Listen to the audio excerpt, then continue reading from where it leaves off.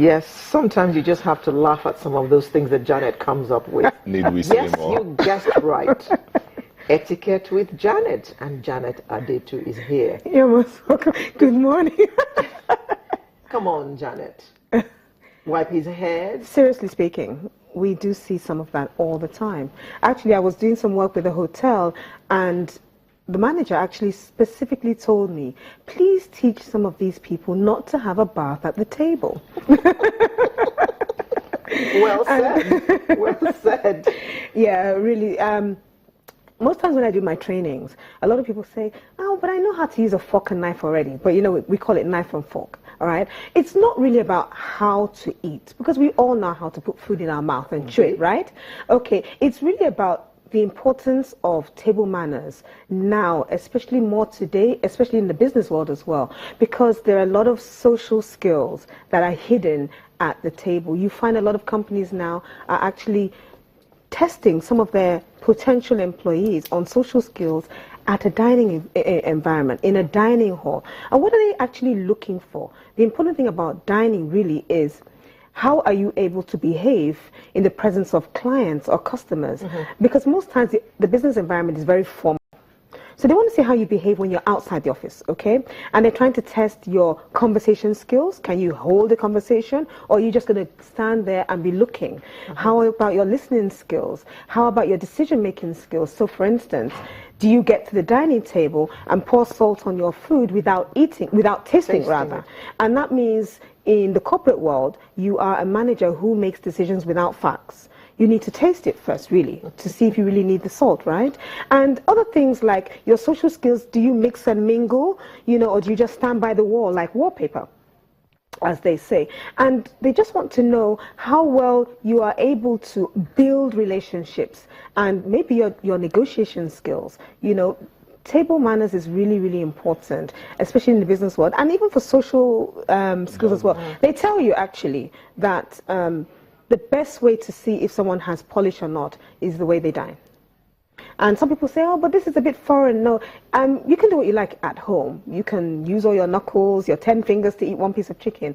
But when you're in public, you need to be able to watch how you behave, because it says a lot about you. That if people get to know you better, maybe that's not truly you. But then your dining skills says so much about the way you are as a person, you know, and it just tells us, you know, integrity, character, personality. And those are things that we need to look out for. Yeah. Yes. Okay. Well, you've got a lot of stuff laid out here Yes, today. I do have a lot And of this stuff. is the first time you're actually bringing props onto the program. Yes, yes. Now, what is this all about? Well, to start with, I would say a lot of people go to very formal events and they see a lot of cutlery on the table. And most times it's like, wow, where do I begin? You know, and it's all about, it's not a difficult thing to navigate the tools of the table, as we call it. Most times, most of us actually know when you see a whole lot of cutlery on the table, just start from the outside and work yourself in. If you have a good sense of knowledge about dining, you would actually know what is coming onto your plate well before it comes, and it means therefore that you would start off with your starter, like I said last week, which is your soup. And it's just to let us know that cutlery comes in different sizes. We have loads of forks, we have loads of knives. So we normally have a small knife and fork. That's really for your salad. So don't pick up the biggest knife and fork in your setting. The smallest is for your salad, all right? And then we have what we call the large knife and fork, and that is definitely for the main entree. How do you see you have them in an array so if form? I was to come forward, so we'd have them. Knives are always on the right, forks are always on the left-hand side. So, and that's a given. Okay, so some people tell me, but I'm a left-hander. I mean, can I switch my knife to the left hand? No. Absolutely not. You can't. All right. But just looking at this table setting here, we have 3 knives and a spoon and 3 forks. And then we have a spoon and a fork at the top here. I can actually pick it up to see.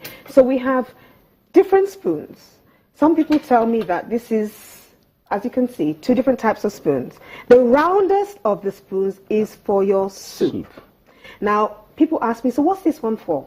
It is not for eating rice. Dessert. It is for, no, fruit and cereal, actually. Fruit and cereal, not even dessert. So people don't understand that there's a difference between the different spoons. This What do you think this is? This is a spoon, and it's got spikes. It's called a spork. So you can use it for dessert, for ice cream, and like you're having a trifle that has ice cream as well as fruits inside. You can use it for that as well. Now, starting from the outside in means that the smallest knife and the smallest fork is usually on the outer setting. That's coming first. And then you now have your bigger knife and fork that is inside, the last, usually for your entree. Now, you have a funny size knife like this. And this knife is actually for what? Fish. Fish. It's usually for fish. Now, I want to show you one trick, really. Most forks have 4 spikes. And those are normal forks. Whenever you see a fork that has 3 spikes, it is actually a fish fork. Yes, it is actually a fish fork, and specifically for fish. And most times, dessert, we do not use this spoon for dessert. We actually use something a whole lot smaller, and we use a small, very small spoon and fork for dessert. Now, people say, well, why can't I just use my spoon? You are supposed to always have your spoon and knife in your right hand and your fork in your left hand. And you usually have dessert with both in your hand. So normally you use your spoon almost like a knife to cut cakes or tarts or eat ice cream. But usually once you've cut, you should use your fork to pick up and eat. And still talking about napkins too, a lot of people see napkins and they actually don't touch it from the beginning of the meal to the end. And that happens a lot. A lot of people are guilty for that. Indeed. Yourself? But having said that, there are different sizes. This is a very big one. This is usually used for dinner. And because it's big, most people don't understand it is not for here or anywhere else. It is strictly to be folded into 2 and placed on your lap and to stay on your lap. And normally you should do that before others come to the table, before you start dining. Once you put your napkin on your lap, people say, yes, that person has an element of polish, okay? When the napkins are a little smaller like this, they're usually for lunch, but the same way too, fold it into 2 and still place it on your lap. And most times they tend to decorate your napkins with different types of napkin holders. So you see your napkin holder. It's not for you to take it off and throw it on the floor. All you have to do, once it's set beautifully like this, for instance, or you have one set like this, just simply, so most times you see it like this, in the middle of your plate, like that. Okay, just hold it there. Take a moment, and when we come back, we'll tidy up all this. Yes. Scabs and all. We'll be back in a moment. Don't go away. Good.